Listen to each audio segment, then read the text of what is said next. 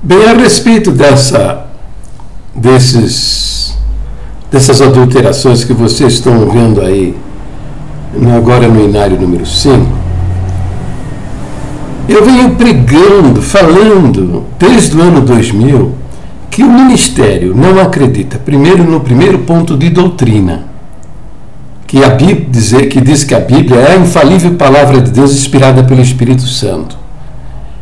E eles não creem nisso. Tá? Eles acreditam que a palavra está na boca deles e que a Bíblia é letra morta. Entendeu? Então a Bíblia não é a palavra de Deus. A palavra de Deus é o que sai da boca deles. Tá? Muito bem. Só que a nossa doutrina não é essa. A nossa doutrina é que a Bíblia é toda inspirada por Deus e por isso ela é a nossa regra de fé e prática. Então a palavra que o pregador fala na tribuna, ela veio de Deus se ela está de acordo com o ensino registrado nas Escrituras. Porque se não estiver de acordo com o que está registrado na Escritura, não é de Deus. Entendeu? Simples assim. Por quê? Porque de uma fonte tão pura e santa, perfeita como é o Espírito de Deus, na revelação do ensino das Escrituras, você não pode ter ensinos diferentes, contraditórios. A Bíblia afirma que ela é toda inspirada por Deus, que ela é a palavra de Deus inspirada. A própria Bíblia nos afirma isso. Né? Os apóstolos escreveram, os profetas escreveram isso, né? Debaixo da guia da inspiração de Deus. Né? Então, estes homens perverteram o ensino das Escrituras. Eles não creem na Bíblia como infalível palavra de Deus. Desde o ano 2000 eu venho dizendo isso. Agora, com o Inário número 5, né? O Inário número 5 ficou provado. Né? Eles mudaram no Estatuto em 1995 e eu descobri isso no ano 2000 e venho batendo ensinando isso aí. Tá certo? Agora está aí registrado para quem quiser ver. Tá? Que acrescentar a palavra contento no nosso Inário. É para conhecimento público. Então, presta atenção agora. Dessa maneira, eles entraram num buraco sem que não tem saída. Porque, veja bem, se na Bíblia tem partes que são inspiradas por Deus e outras partes é do homem, pode ser que você acredite em alguma coisa porque você está lendo na Escritura, você está acreditando, mas que isso não foi inspirado por Deus e você está acreditando em bobagens, né? É porque ela é a nossa única e perfeita guia de fé e conduta. Guia de fé é aquilo que a Bíblia ensina, nós devemos acreditar. Também tem outra coisa também, precisamos dizer onde tem inspiração divina e onde não tem. Por quê?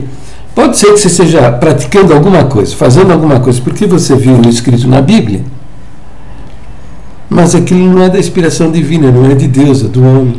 E você está laborando no erro. Entendeu? Agora, na verdade, esses vigaristas religiosos, falsos profetas, eles não podem fazer as mudanças de acordo com o que está na cabeça deles. Tá? Porque se fosse fazer um ponto de doutrina a respeito da Bíblia de acordo com a cabeça deles, eles diriam, a Bíblia, nós cremos que a palavra de Deus está na nossa boca. E a Bíblia é apenas um livro como outro qualquer. Entendeu? É isso que eles deveriam fazer, porque é isso que está na cabeça deles.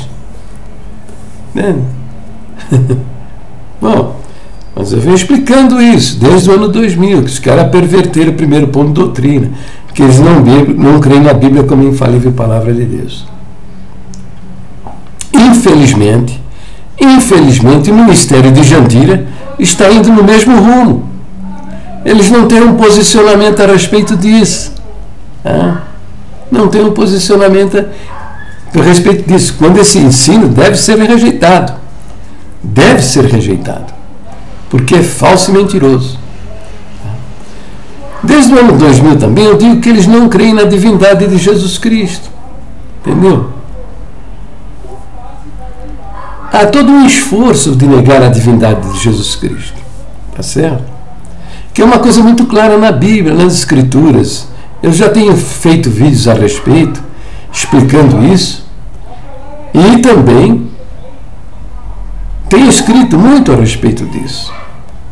Que Jesus é Deus. É o Verbo encarnado. Né? Mas eu venho dizendo isso, ó, eles negam, perverteram, eles não creem no segundo ponto de doutrina. Agora a prova está aí, está lá no Inário. Está lá no Inário número 5. Tá? Você pega o Inário número 4, né? Você pega o Inário número 4 e você pega o Inário número 5, você veja a diferença. No Inário número 4 está escrito que Jesus Cristo é a palavra feito carne, né? E que é isso. E que nele há duas naturezas, a natureza divina e a natureza humana. E por isso ele é verdadeiro Deus e verdadeiro homem. Não é isso? Mas eles não creem nesse ponto de doutrina. Então, adulterar o segundo ponto de doutrina. O que eles fizeram? Eles fizeram: nós cremos que há um só Deus vivente e verdadeiro, eterno e de infinito poder, criador de todas as coisas, em cuja unidade há três pessoas distintas, o Pai, o Filho e o Espírito Santo. Então, em cuja unidade há três pessoas distintas. Esse há é do verbo haver. O verbo haver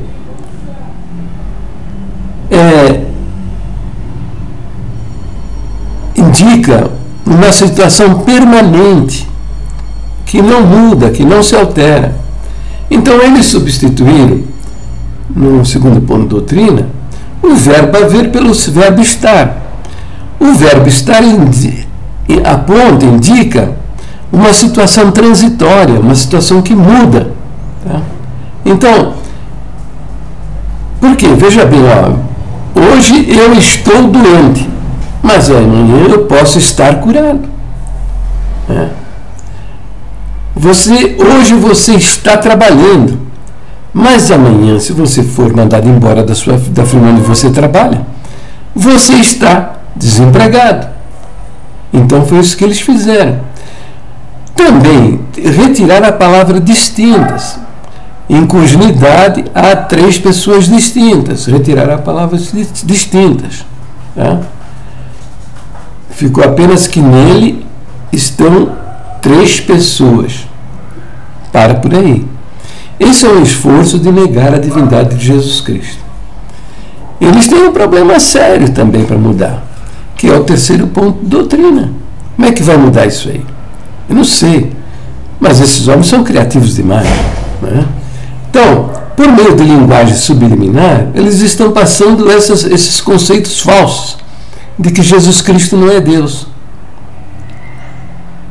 Entendeu?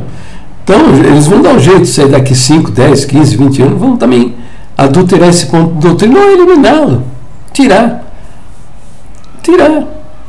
Entendeu? E perverteram, e também, eles não creem no quinto ponto de doutrina que diz que a salvação é por meio da fé, pela fé somente. Então, toda a Irmandade hoje vai no rumo das crenças deles. Que é só para você salvar, você precisa batizar, você precisa ser firme e fiel, você precisa praticar boas obras, você precisa pertencer à igreja, que é a igreja única, tal. Todo esse discurso mentiroso. Quando de fato a salvação só acontece pela fé. Está lá bem escrito em Efésios 2,8.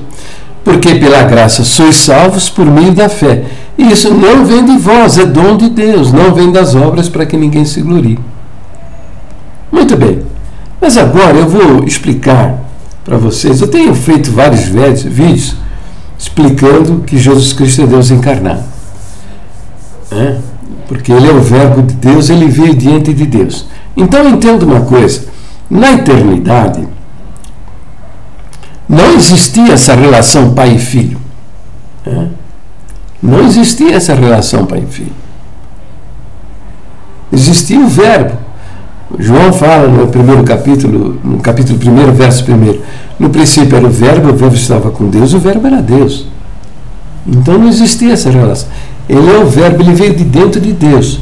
E o verso 14 diz que o verbo se fez carne e habitou entre nós. Entendeu? Então, ao entrar no mundo, no ventre de uma mulher, então, ele assumiu uma natureza humana. Então, é o que diz o terceiro ponto de doutrina. Nós cremos que Jesus Cristo é a palavra feito carne, havendo assumido uma natureza humana no ventre de Maria.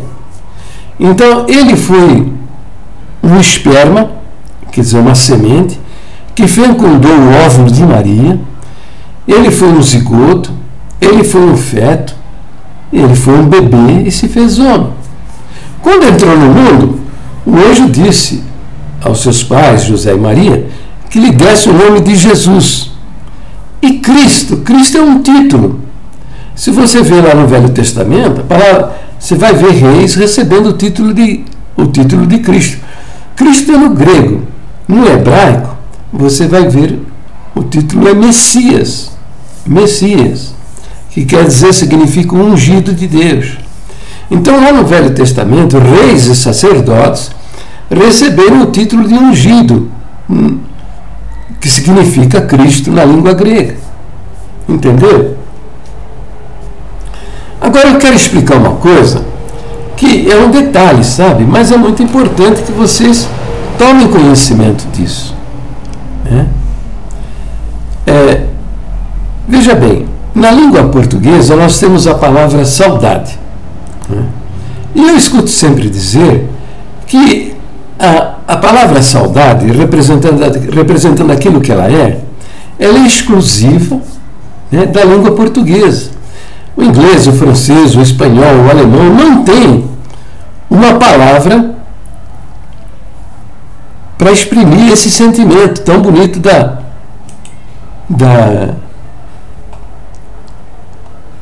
das emoções humanas, que é a palavra, que é a saudade, a palavra saudade.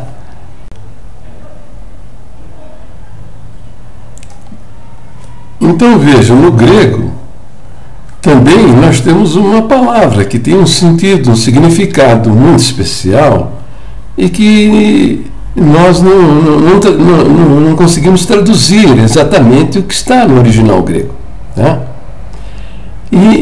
E a palavra é a palavra forma. No grego há duas palavras para forma, formato.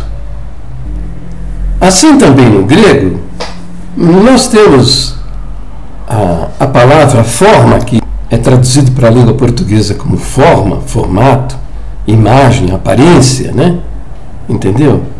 No original, no grego, há duas palavras com sentidos diferentes, para a palavra forma. Então você veja esse texto aqui, em Filipenses capítulo 2, versículo de 6 a 8. Que sendo em forma de Deus, não teve por usurpação ser igual a Deus, mas esvaziou-se a si mesmo, tomando a forma de servo, fazendo-se semelhante aos homens. E achado na forma de homem, humilhou-se a si mesmo, sendo obediente até a morte e morte de cruz. Então veja, nesse texto você encontra a palavra forma aqui, a palavra forma no verso 6, no verso 7 e no verso 8. No verso 6 diz assim, que sendo em forma de Deus, no verso 7 diz assim, tomando a forma de servo, e no verso 8 diz, achado na forma de homem. Então veja, a palavra forma, formato, imagem, aparência, não é isso? Para nós aqui. Mas no grego, essa palavra, no original grego, ela está escrita de maneira diferente. Ela tem um significado diferente. Então veja, são essas duas palavras, morfê, e esquema. Morfê, no grego, significa a forma interior, o que está dentro. E esquema significa a forma exterior, aquela que você pode ver. Entendeu? Então, essas duas palavras, morfê, que significa forma interior, e esquema, que significa forma exterior, formato exterior, imagem exterior, né? Elas estão aí nesses versos. No versículo 6, no versículo 7 e no versículo 8 de Filipenses, capítulo 2. Então, vamos ver. O verso 6 diz assim, falando sobre Jesus, que sendo em forma de Deus, tá? Que sendo em morfê de Deus, essa forma, palavra forma aqui é morfê. Então significa que sendo no formato interior de Deus, Jesus Cristo, que sendo a imagem interior de Deus, tá? Não teve por usurpação ser igual a Deus. Quer dizer, usurpar é você reivindicar, exigir para si uma coisa que você não tem direito. Tá? Está querendo dizer essa frase que todas as vezes dizendo que eu e seu Pai somos um, né? Eu sou o pão da vida, eu sou a luz do mundo, eu sou o caminho, a verdade e a vida, eu sou a ressurreição, eu sou o bom pastor, entendeu? Ele estava se identificando com o Deus de Israel, o próprio Deus Criador. Então, quando ele dizia isso, ele não estava reivindicando para si uma coisa que ele não tivesse direito. Por quê? Porque ele, de fato, é o próprio Deus encarnado, o Verbo que se fez carne.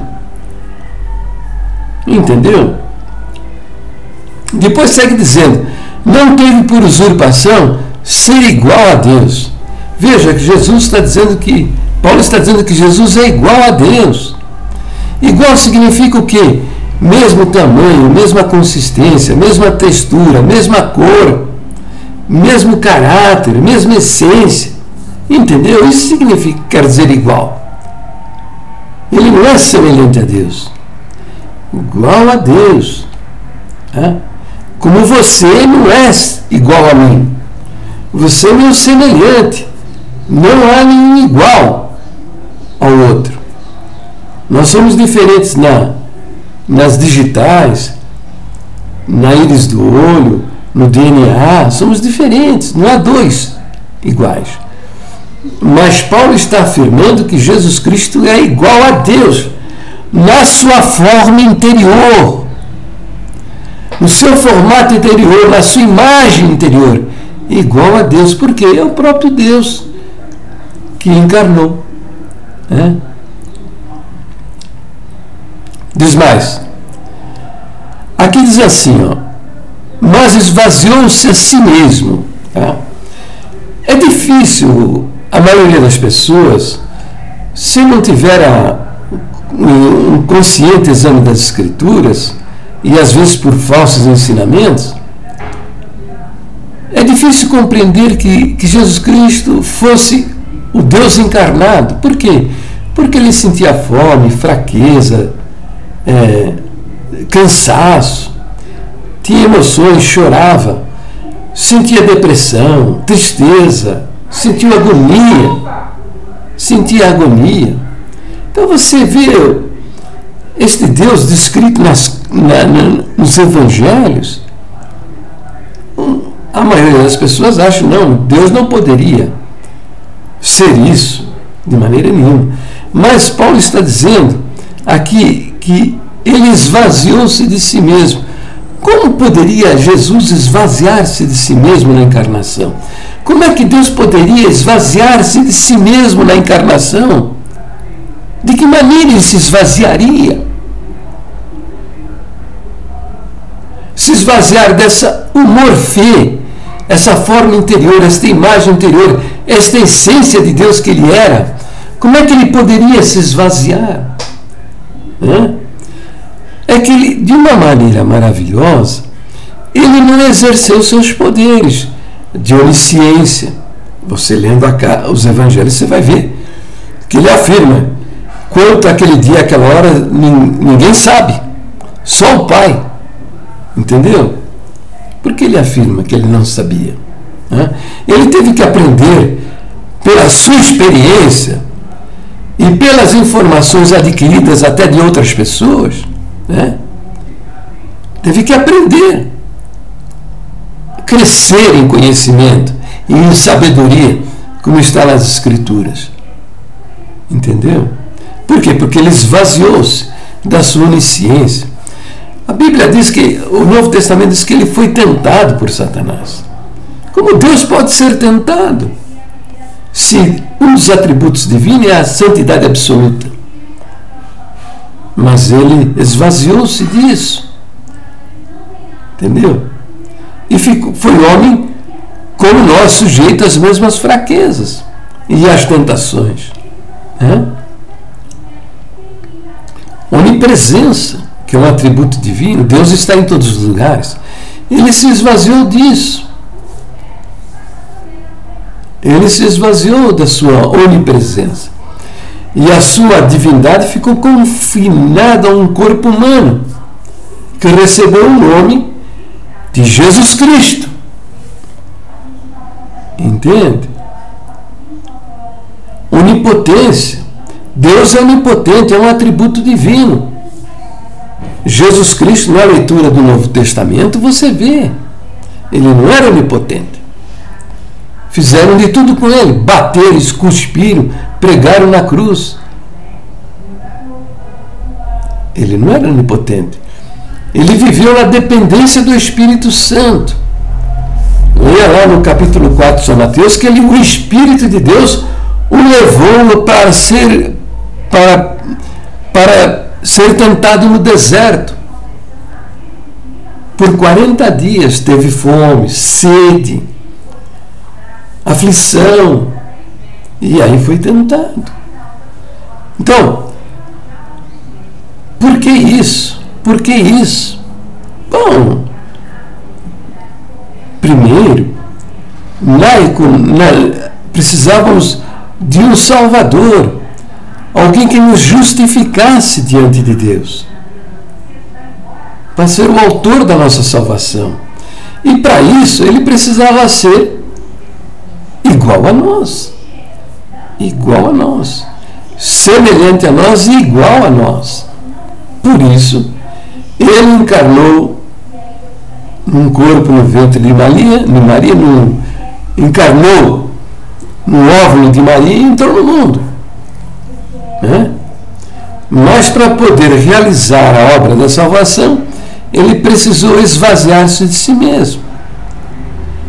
E nos desafia a segui-lo, e nos desafia a viver a vida como ele viveu, na dependência do Espírito Santo. Agora, eu não posso imitar, seguir uma pessoa que é onipotente, onipresente, onisciente, santidade absoluta. Eu não posso. Seria uma loucura ele me desafiar com isso, desta maneira. Ele me desafia a segui-lo.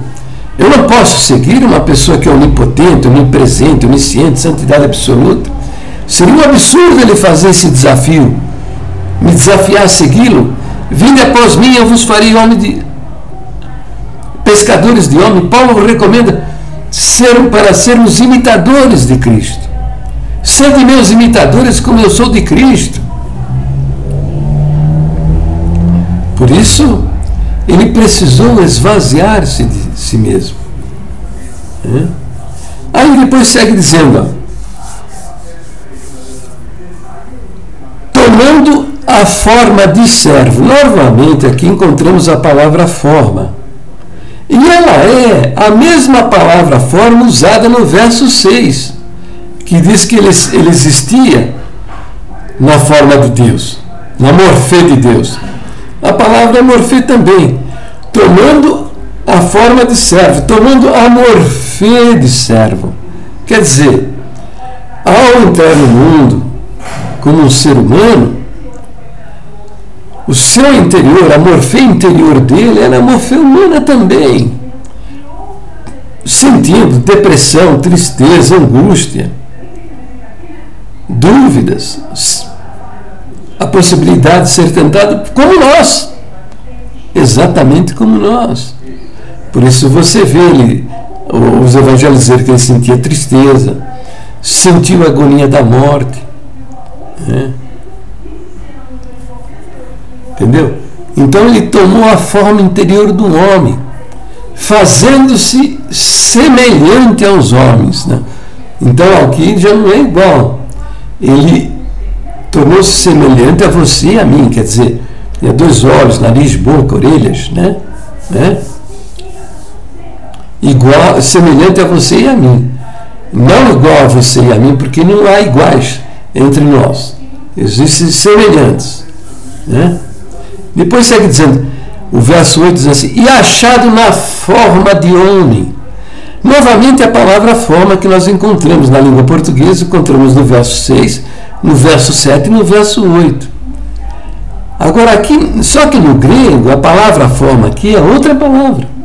É esquema, que significa o formato exterior. Quer dizer, que é o formato exterior? Aquilo que você pode ver.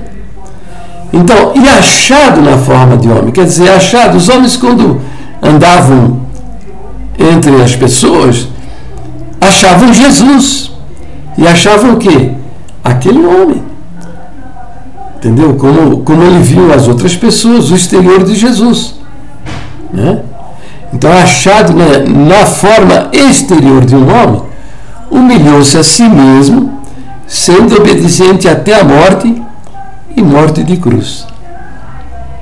Então agora eu vou usar um exemplo muito simples, né, para me esforço de explicar a diferença entre estas palavras, forma interior, morfê, forma interior, ou imagem interior, né, e esquema, que significa forma também, só que a forma exterior, a aparência das coisas, aquilo que nós podemos ver, né? Então eu vou usar esta garrafa aqui de Guaraná, tá vendo? É Guaraná Caçula, tá vendo aí a marca? Tá? Então, o que você está vendo aqui é o formato exterior dessa garrafa, entendeu? É o esquema dessa garrafa. Mas ela tem um morfê? Sim, tem. Tem um morfê. Onde está o morfê dela? A forma interior. É o que está dentro. Olha, eu vou tirar a morfê dessa garrafa. Aqui tem um balde, né? E eu vou colocar, ó,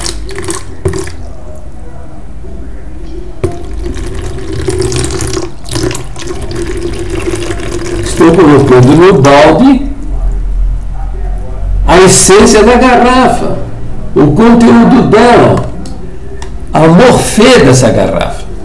Está entendendo?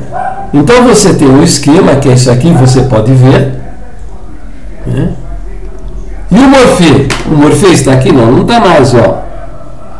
Eu tirei, tá vendo?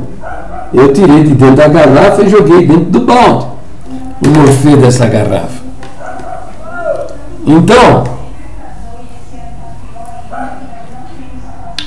essa é a diferença para você compreender.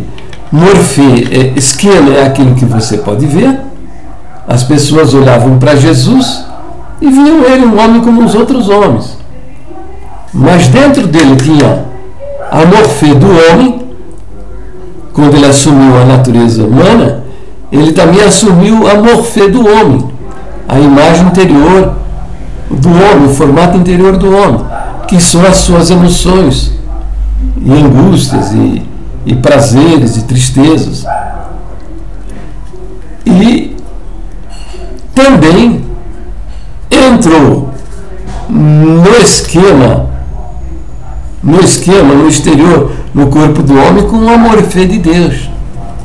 Por isso a nossa doutrina diz que nele havia duas naturezas: a natureza humana e a natureza divina, sendo, portanto, verdadeiro Deus e verdadeiro homem. Agora eu quero que você reflita uma coisa comigo. Você tem um morfê também? Você tem um formato interior? Você tem uma imagem interior? Tem. Lógico que tem. É sua alma e seu espírito. Não é verdade? Ou para alguns é o seu espírito. Entende? Esse é o seu morfê. Entendeu? E o seu esquema? Qual é? Olha, o meu esquema é esse que você está vendo. Ao olhar para mim neste vídeo. Está vendo? Tá? É aquilo que você pode ver. Agora reflita comigo. Se fizerem com você o que eu fiz com essa garrafa, se eu fizerem com vocês o que eu fiz com essa garrafa, né, e que tirei todo o morfê dela, o interior dela, a essência dela, o que acontece com você? Hein? Explica para mim. Sabe o que acontece com você? Você vai morrer. Entendeu? Quando tira o seu morfê, o seu esquema vai para a sepultura, vai para o buraco. Não é verdade isso que eu estou falando? Por isso que Jesus é o morfê de Deus, a palavra de Deus, mas ele não se separou do próprio Deus, porque eles não se separam, eles são um só.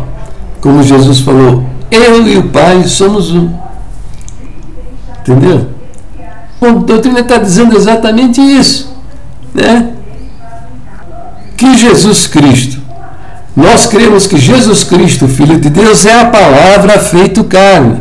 Quer dizer, como diz lá no capítulo 1, verso 1 de João, no princípio era o Verbo estava com Deus, o Verbo era Deus. Lá o verso 14 diz, e o Verbo se fez carne e habitou entre nós. Entendeu? O Verbo se fez carne. Então veja, diz assim também, havendo assumido uma natureza humana no ventre de Maria Virgem, cumprindo-se a profecia lá em Isaías, que disse, né? E isto vos será por sinal, eis que a Virgem conceberá e dará luz a um filho, e o seu nome será Emanuel. São Mateus repete essa profecia dizendo que Emanuel, explicando que Emanuel significa, é um nome hebraico, uma palavra hebraica que significa Deus conosco. Deus conosco. E depois segue a doutrina dizendo, possuindo ele, por conseguinte, duas naturezas. A natureza divina, não é? E a natureza humana. Mas que natureza divina é essa? É o morfê de Deus. É o interior, a essência de Deus. E a humana, que é a essência do homem, num corpo humano. Por isso, diz lá a doutrina, é chamado verdadeiro Deus e verdadeiro homem. Então veja a loucura destes homens, negando a divindade de Jesus Cristo. Por isso você não vê com facilidade o nome de Jesus mencionado nos cultos da congregação. Você ouve Deus para cá, Deus para lá, Deus fez, Deus tirou, Deus trouxe, entendeu? Mas você não ouve o nome do Senhor Jesus, exceto aquilo que é da tradição. Está lá uma placa em nome do Senhor Jesus, as orações são abertas no nome do Senhor Jesus, né? Alguns falam só em nome de Jesus, né? O culto é aberto em nome do Senhor Jesus, mas isso faz parte da tradição. E essas coisas que são da tradição, é difícil mexer. Vocês estão vendo aí o rebuliço quando foi removida essa placa aqui, ó. Tá vendo essa placa aí? Né?